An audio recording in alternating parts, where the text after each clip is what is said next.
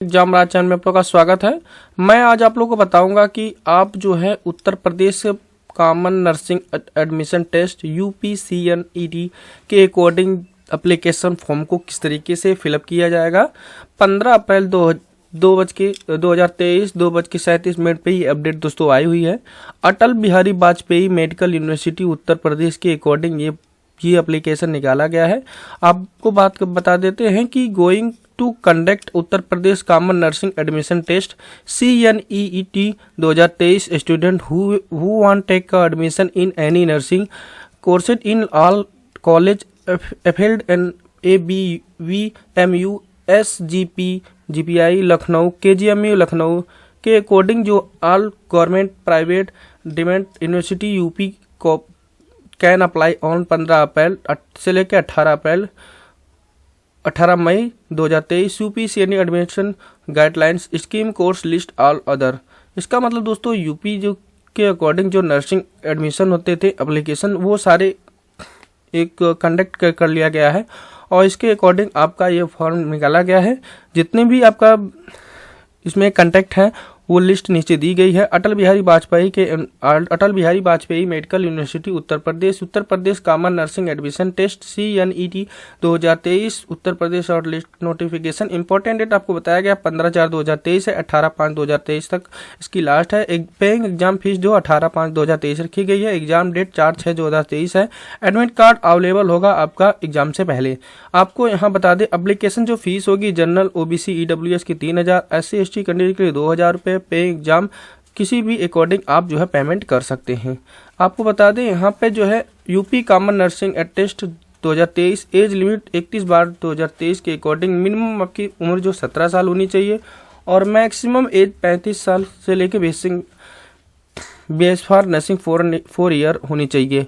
आपको बात बता दें कि उत्तर प्रदेश के अकॉर्डिंग यह जो है कॉमन नर्सिंग जो टेस्ट रखी गई है इसके अकॉर्डिंग आपका कौन कौन से भाग ले रहे हैं यहाँ पर देखिए। Uttar Pradesh CNET 2023 participating institute university देखिए यहाँ पर आपको बताया गया है ऑल नर्सिंग कॉलेज अफिल्ड ABVMU के अकॉर्डिंग ये कॉलेज अटेस्टेड है। SPG GIMS Lucknow, KGMU Lucknow, RMLIMS Lucknow, UPMS सफाई, all government private deemed university UP. इसका मतलब दोस्तों ये कॉलेज इसमें कंटेक्ट हुए हैं। इसके अकॉर्डिंग जितने भी नर्सिंग कॉलेज आएंगे वो इस अंतर्गत इस फॉर्म को फिलअप करना होगा। और यहाँ बताया गया है कि कास्ट सर्टिफिकेट आपका जो होना चाहिए दोस्तों, अगर कास्ट सर्टिफिकेट आपके पास है OBC EWS सर्टिफिकेट है वो इश्यू होना चाहिए 1 अप्रैल 2035 से। इधर का फोटो इंस्टीट्यूट के बारे में बताया गया है the photo should be full face front with white background. जो फोटो लगेगा दोस्तों इसमें वाइट बैकग्राउंड का फोटो लगेगा without speak along with the name of candidate and photo date of. यहाँ पर बताया गया है जो फोटो लगेगा वो आपका डेट वाला लगेगा और उसमें आपका नाम मेंशन हो तो और बेहतर रहेगा, आपको बताया गया है। और यहाँ 15/4/2023 से 18/5/2023 है। और यहाँ पर इसमें बताया गया है किस तरीके से फॉर्म को फिलअप किया जाएगा, फाइनल प्रिंट लिया जाएगा। पूरा डिटेल में हम बताएंगे दोस्तों किस तरीके से आपको फॉर्म फिलअप करना है। चलिए तो मैं स्टार्ट करते हैं। तो यहाँ पर अप्लाई ऑनलाइन लिंक पे क्लिक करते हैं। जैसे अप्लाई ऑनलाइन लिंक पे क्लिक करते हैं दोस्तों उसके बाद न्यू डैशबोर्ड ओपन हो जाएगा। यहाँ पर आपको एक पूरा तरीका बताएंगे दोस्तों आप किस तरीके से नर्सिंग में एडमिशन लेते समय आप एप्लीकेशन फॉर्म किस तरीके से फिलअप होगा। चलिए स्टार्ट करते हैं। यहाँ पर देखिए अटल बिहारी वाजपेयी मेडिकल यूनिवर्सिटी उत्तर प्रदेश के अकॉर्डिंग जो है आप BSc नर्सिंग 4 ईयर करना चाहते हैं तो इस लिंक पे क्लिक करेंगे। अगर पोस्ट BSc नर्सिंग 2 ईयर लेना चाहते हैं तो आप दूसरा वाला लिंक लेंगे। और MSc नर्सिंग NPCC 2 ईयर लेना चाहते हैं तो आपको यहाँ से रजिस्ट्रेशन करना होगा। तो हम BSc नर्सिंग 4 ईयर वाला रजिस्ट्रेशन करेंगे, आपको पूरा कंप्लीट प्रोसेस बताएंगे। यहाँ पे registration to log in and pay and fill form पे क्लिक करेंगे। जैसे इस पे क्लिक करेंगे उसके बाद हमारा न्यू डैशबोर्ड ओपन हो जाएगा इस तरीके का।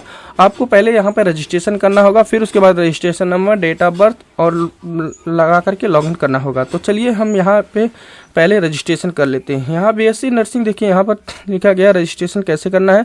Candidate name, mother name, father name, must be 10 certificate marksheet 10 की मार्कशीट के according mother name, father name, candidate का नाम लिखना होना चाहिए।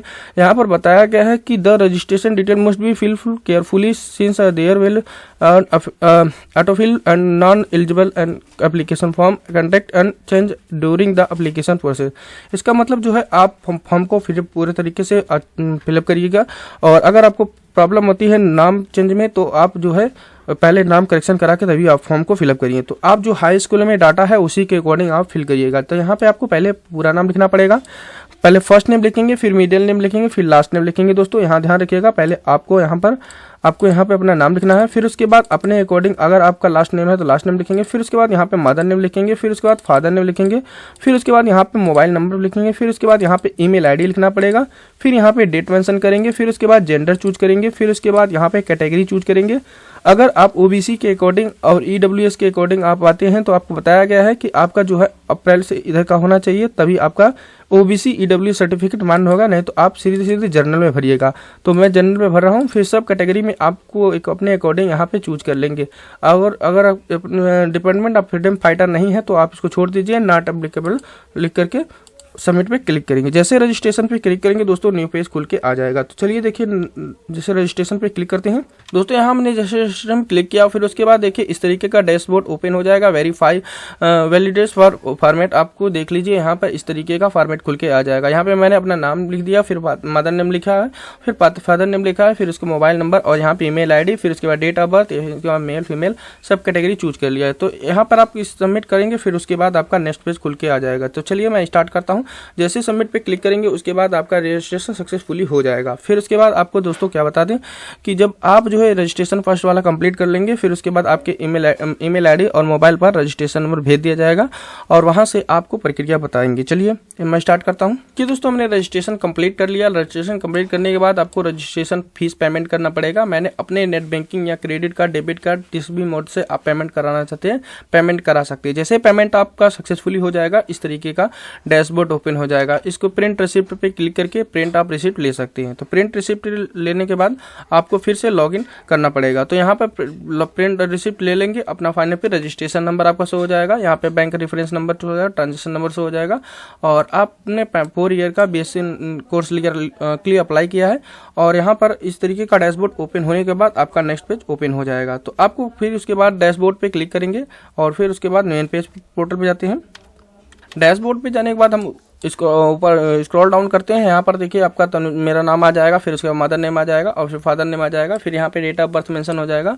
फिर इस तरीके का डैशबोर्ड ओपन हो जाएगा। फिर प्लेस ऑफ बर्थ लिखना पड़ेगा। तो प्लेस ऑफ बर्थ मैं लिख देता हूँ। चलिए प्लेस ऑफ बर्थ लिखने के बाद जहाँ पे आपका जन्म हुआ है वहाँ का लिख दीजिए। फिर उसके बाद इसको ऊपर स्क्रॉल डाउन करते हैं, इस तरीके से आपका नेक्स्ट पेज ओपन हो जाएगा। तो चलिए हमने इतना कर लिया। फिर उसके बाद सेव एंड नेक्स्ट पे क्लिक करेंगे। चलिए मैं सेव एंड नेक्स्ट पे क्लिक करता हूँ और नेक्स्ट पेज पे जाता हूँ।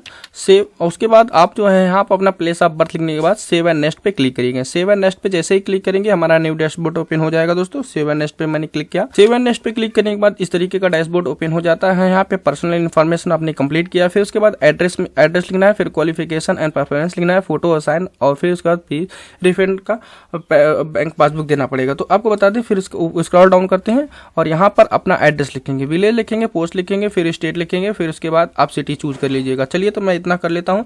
यहाँ पर मेरा विलेज है, विलेज एंड पोस्ट यहाँ पे लिख दूंगा, विलेज बघौरा इनामपुर, पोस्ट फरिया, और ये आपका स्टेट यहाँ पे चेंज करना पड़ेगा। तो मैं इसमें यहाँ से स्टेट चेंज कर लेता हूँ, फिर सिटी चूज कर लेंगे। तो यहाँ सिटी और स्टेट चूज करने के बाद आपका नेक्स्ट पेज ओपन हो जाएगा। विलेज लिख लिया एंड पोस्ट लिख लिया, फिर आपको यहाँ पे अपना स्टेट चूज करना है, फिर सिटी चूज करना है, फिर उसके बाद पिन कोड लिखना है। अगर परमानेंट और टेम्परेरी एड्रेस आपका करस्पॉन्डिंग और आपका परमानेंट दोनों सेम है तो इसको चेक मार्क कर दीजिए। फिर उसके बाद स्क्रॉल डाउन करते हैं और स्क्रॉल डाउन करने के बाद आपका ऑटोमेटिकली ये नीचे वाला फिल हो जाएगा। अगर आप करस्पॉन्डिंग और परमानेंट दोनों अलग अलग है तो आप पे फिल कर सकते हैं, अपने अकॉर्डिंग यहाँ लिख सकते हैं। जो भी आपका विलेज हो, पोस्ट हो, आप स्टेट और फिर सिटी, फिर उसके बाद पिन कोड लिख देंगे। तो मैं इतना करने के बाद आपको सेव एंड नेक्स्ट पे क्लिक करता हूँ। सही फुल फिल करेंगे दोस्तों, उसके बाद आपका ऑटोमेटिक फिल हो जाएगा। फिर यहाँ प्रीवियस करके आप देखना चाहे देख सकते हैं, जो भी आपने प्रीवियस डाटा अगर कुछ करेक्शन करना चाहते कर सकते हैं, और अगर नहीं करना चाहते तो सेव एंड नेक्स्ट पे क्लिक करेंगे। जैसे सेव एंड नेक्स्ट पे क्लिक करेंगे हमारा न्यू डैशबोर्ड ओपन हो जाएगा। दोस्तों हम यहाँ बता दें, आप जैसे ही आप सेव एंड नेक्स्ट पे क्लिक करेंगे फिर उसके बाद आपको क्वालिफिकेशन एंड परफॉर्मेंस का ऑप्शन मांगा जाएगा। आपकी 10वीं की मार्कशीट के अकॉर्डिंग जो डिटेल है वो फिल करेंगे, फिर 12वीं की डिटेल फिल करेंगे और अपने अकॉर्डिंग यहाँ परसेंटेज, और उसके बाद यहाँ पे बोर्ड नेम लिखेंगे, किस बोर्ड से आपने पास किया, फिर इंस्टीट्यूट कॉलेज नेम लिखेंगे, पासिंग ईयर लिखेंगे, मैक्सिमम मार्क लिखेंगे, ऑप्टेन मार्क लिखेंगे। यहाँ पे परसेंटेज ऑटोमेटिकली आ जाएगा। सब्जेक्ट जो होंगे यहाँ पे आप लिख देंगे। फिर इसी तरीके से आप जो है यहाँ पर लिखने के बाद फिर इंटर की डिटेल फिल की जाएगी। अगर आप एयरिंग है तो आप एयरिंग लिखेंगे, अगर पास कर चुके हैं तो यहाँ पे आपको इनकी डिटेल फिल करनी पड़ेगी। तो चलिए इतना मैं फिल करके बताता हूँ। यहाँ पे दोस्तों हाई स्कूल की डिटेल मैंने फिल कर लिया। यहाँ पे जैसा कि मैं CBSE बोर्ड से मेरा बच्चा पढ़ रहा था, तो CBSE बोर्ड का यहाँ पे डिटेल फिल कर लेंगे हाई स्कूल के अकॉर्डिंग, और जो भी कॉलेज का नाम होगा वो लिख देंगे। फिर यहाँ पर आपको पासिंग ईयर लिखेंगे, मैक्सिमम मार्क, फिर ऑप्टेन मार्क लिखेंगे, फिर परसेंटेज लिखेंगे। इतना करने के बाद दोस्तों आपको यहाँ पे अपना जो भी सब्जेक्ट है वो लिख देंगे। फिर उसके बाद आपके 12वीं की डिटेल के अकॉर्डिंग आप जो भी पास या पेयरिंग है अपने अकॉर्डिंग यहाँ लिख देंगे। फिर उसके बाद यहाँ पर आपको इंटरमीडिएट का डिटेल फिल करना पड़ेगा, किस बोर्ड से आपने पास किया है, इंस्टीट्यूट नेम लिखेंगे, फिर उसके बाद कब आपने पासिंग ईयर है, और फिर मैक्सिमम मार्क आपका कितना है, ऑप्टेन मार्क कितना है, फिर वैसे ऑटोमेटिक कैलकुलेट हो जाएगा। सब्जेक्ट यहाँ पे आपको लिखना पड़ेगा, जो भी आप सब्जेक्ट आप लिखना चाहते हैं लिख सकते हैं, जो भी अपने 12वीं में लिखा है। जैसे कि मेरा फिजिक्स केमिस्ट्री बायोलॉजी है तो मैं यहाँ पे लिख दिया। फिर उसके बाद नीचे स्क्रॉल डाउन करते हैं, नीचे करते हैं दोस्तों। इतना करने के बाद आपको यहाँ पे बायोलॉजी का कितना पाए थे, कितना मैक्सिमम मार्क है, और फिर ऑप्टेन कितना मार्क है ये लिखेंगे। फिर फिजिक्स में लिखेंगे, फिर उसके बाद यहाँ पे केमिस्ट्री में लिखेंगे, फिर कितना मैक्सिमम मार्क है, कितना ऑप्टेन मार्क है, फिर इंग्लिश में लिखेंगे। फिर उसी तरीके से यहाँ पर इंग्लिश का फिल करेंगे। फिर उसके बाद आप जहाँ पर भी आप सेंटर चूज करना चाहते हैं अपने अकॉर्डिंग यहाँ पर चूज कर सकते हैं। जैसे परफॉर्मेंस आप कहाँ देना चाहते हैं, सेंटर कहाँ लेना चाहते हैं, उसके अकॉर्डिंग आप यहाँ पे ले सकते हैं। यहाँ पे बताया गया you can not choice same performance same city choice. इसका मतलब दो सिटी आप नहीं चूज करते, अलग अलग आपको चूज करना पड़ेगा। जैसे यहाँ पे सिटी मैंने चूज कर लिया, यहाँ पे सेलेक्ट का ऑप्शन आ रहा है, आपका बहुत सारे सिटी दे रहेंगे अपने अकॉर्डिंग, जो नजदीकी है आप चूज कर सकते हैं। यहाँ पे चूज कर लिया मैंने, जैसा कि यहाँ पे आजमगढ़ चूज किया, बनारस चूज किया, प्रयागराज चूज किया। उसके बाद प्रीव्यू करना चाहते हैं प्रीव्यू कर सकते हैं यहाँ, और सेव करना चाहते हैं सेव एंड नेक्स्ट पे क्लिक करेंगे। चलिए सेव एंड नेक्स्ट पे जैसे ही क्लिक करते हैं उसके बाद न्यू डैशबोर्ड ओपन हो जाता है। देख लीजिए दोस्तों मैंने डाटा फिल कर लिया। सेव एंड नेक्स्ट पे क्लिक करेंगे। सेव एंड नेक्स्ट पे जैसे ही क्लिक करेंगे हमारा न्यू डैशबोर्ड ओपन हो जाएगा। जैसे सेव एंड नेक्स्ट पे क्लिक करेंगे फिर उसके बाद फोटो एंड साइन वेरिफिकेशन मांगा जा रहा है, तो यहाँ पर आपको फोटो और साइन यहाँ पर अपलोड करना पड़ेगा। तो यहाँ पर ध्यान रखिएगा, फोटो और साइन के लिए आपको इंस्ट्रक्शन बताया गया है कि आपका 3 महीने से ज्यादा पुराना फोटो आपका नहीं होना चाहिए, और आपका व्हाइट बैकग्राउंड होना चाहिए, और आप जो साइन अपलोड करिएगा पेपर और ब्लैक बॉल पेन से ही आप साइन करके अपलोड करिएगा। और फिर उसके बाद इमेज फॉर्मेट आपको यहाँ पे JPG not candidate not acceptable. तो यहाँ पर बताया गया है image format other than JPG are not acceptable. यहाँ पर आपको फोटो और साइन अपलोड करना पड़ेगा। तो चलिए मैं फोटो और साइन अपलोड कर लेता हूँ, और उसके बाद एक फॉर्मेट आएगा दोस्तों, उस फॉर्मेट को किस तरीके से फिल करना है सारा डिटेल में हम इसमें बताएंगे। तो चलिए स्टार्ट करते हैं। यहाँ पर देखिए दोस्तों, फोटो आपका जो बताया गया है पासपोर्ट साइज होना चाहिए, और and not older than 3 month. आपका जो फोटो होगा 3 महीने से ज़्यादा पुराना नहीं होना चाहिए। फोटो को बताया गया है 50 से 200 KB के बीच होना चाहिए। और यहाँ पे बताया गया है आपका जो है जो फेस है केयरफुली दिखना चाहिए। आपका recently click have a name and candidate date of capturing photo. उस फोटो पे आपका नेम होना चाहिए, और जिस डेट में आपने फोटो खिंचा रखा है उसका डेट होना चाहिए। और यहाँ बताया गया है a colour photo with the background white only and latest 75% conversion the face and head and candidate.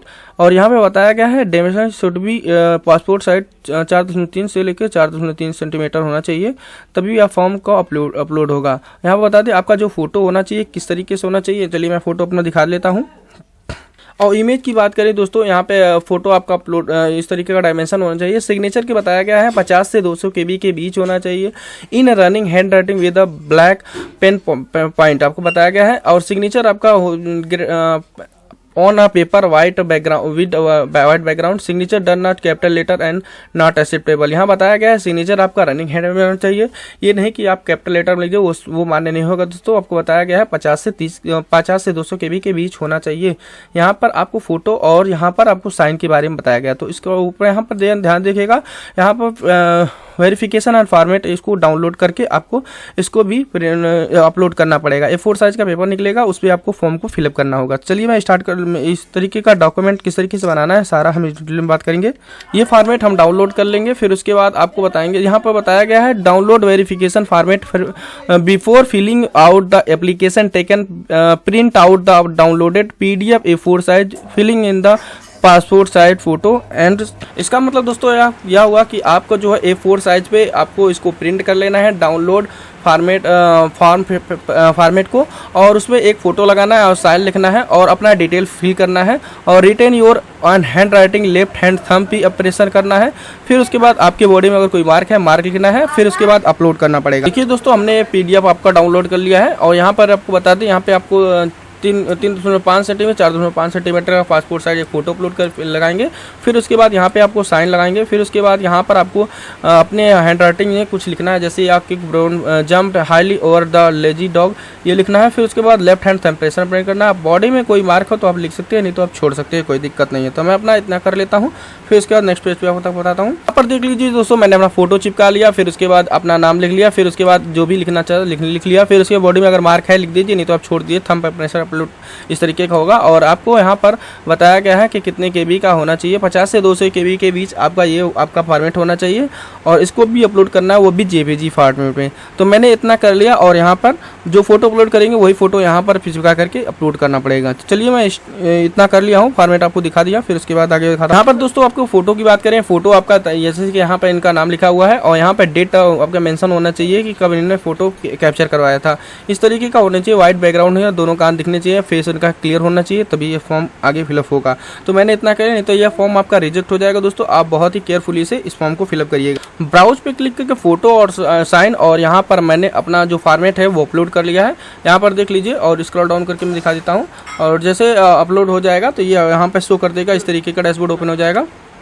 Upload होने के बाद यहाँ पर आपका इस तरीके का डैशबोर्ड ओपन हो जाएगा। फी रिफंडेबल यहाँ पर बताया गया है, bank detail require all eligible refundable feature. ये बताया गया कि जो ये फॉर्म फिलअप कर रहा है वो उसका पेमेंट आपका रिफंडेबल होगा।